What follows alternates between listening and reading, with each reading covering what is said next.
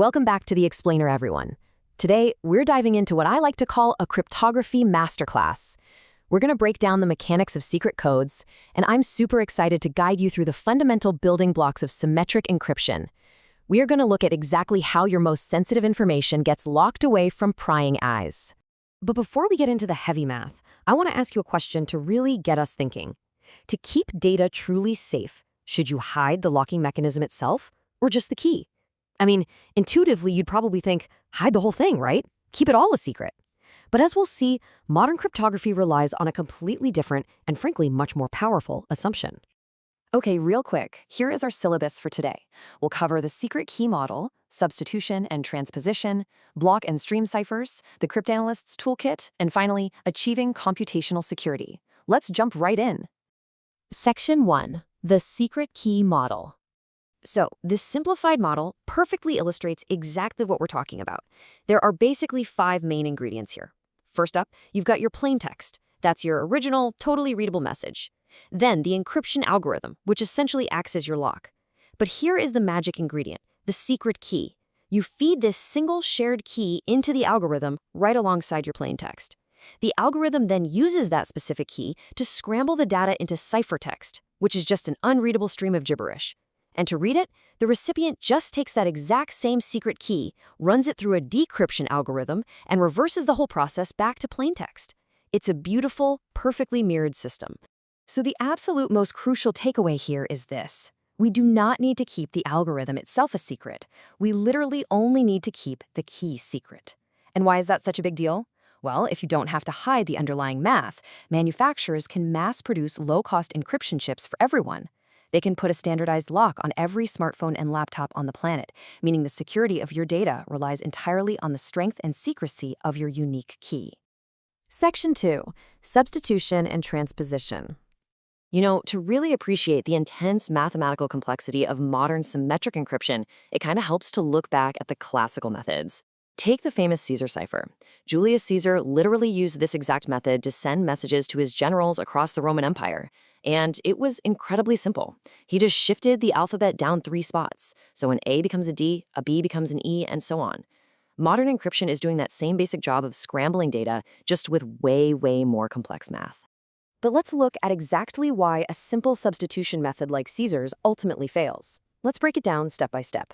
Step 1. You assign numerical values to your plain text letters. Step 2. You apply your substitution shift using your key. Simple enough, right? But step 3 is where it all falls apart. If you actually look at the ciphertext output, the standard plaintext patterns completely survive.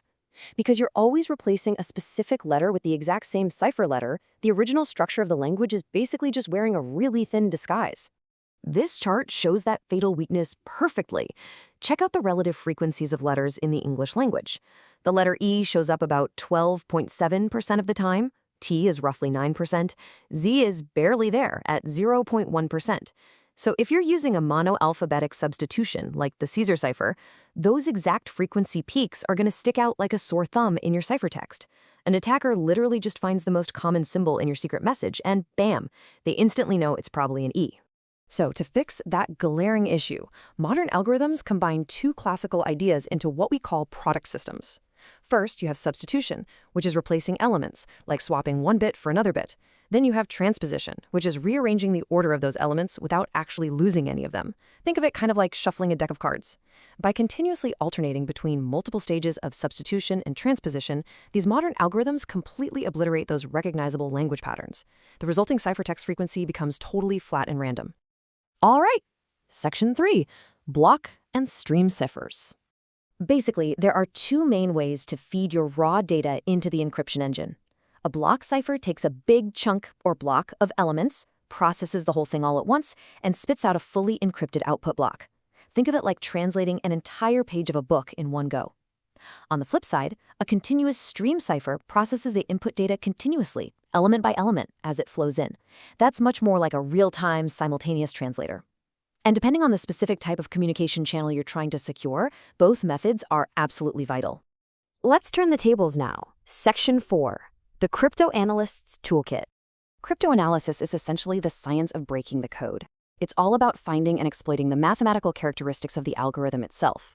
And keep in mind, an attacker's ultimate goal is rarely just to read one single intercepted message. What they're really after is catastrophic compromise. They want that secret key, because if they get the key, every single past and future message you've ever sent using it is completely exposed. Now, this table highlights a really crucial difference in how attackers operate. You have a known plaintext attack, which is where the attacker has the ciphertext, but they also happen to know a tiny piece of the underlying plaintext. Like maybe they know your file always starts with a standard predictable header. But a chosen plaintext attack, that is way more aggressive. That's when the attacker actually tricks your system into encrypting a message that they specifically wrote. By deliberately feeding targeted patterns into the algorithm and watching exactly what ciphertext comes out, they can start to reverse engineer the actual structure of your key.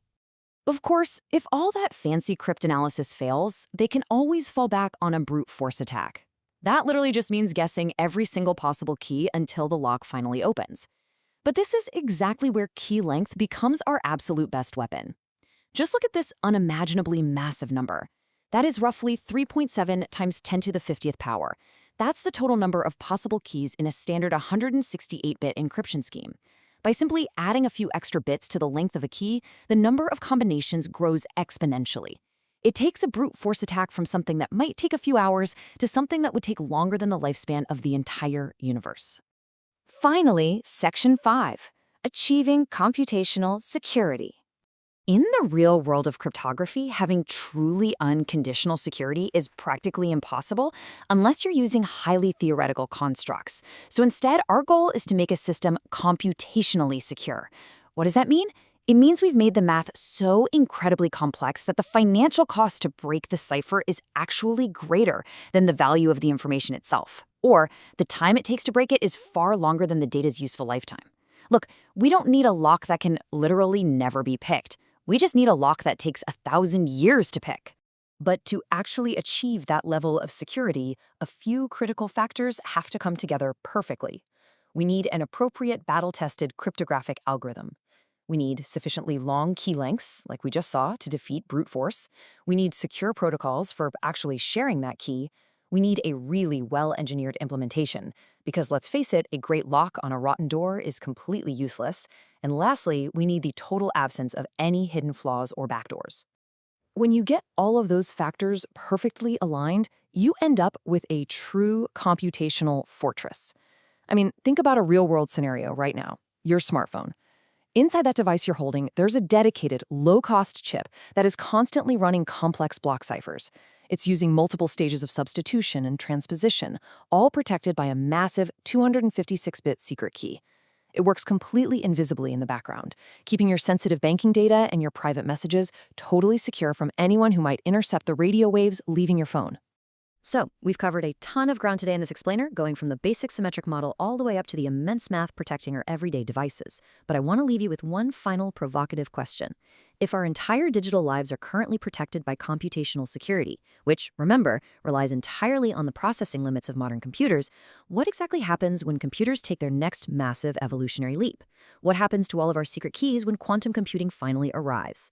Well, that is definitely a question for another day. Thanks for joining me on this deep dive. Keep your keys secure and keep learning.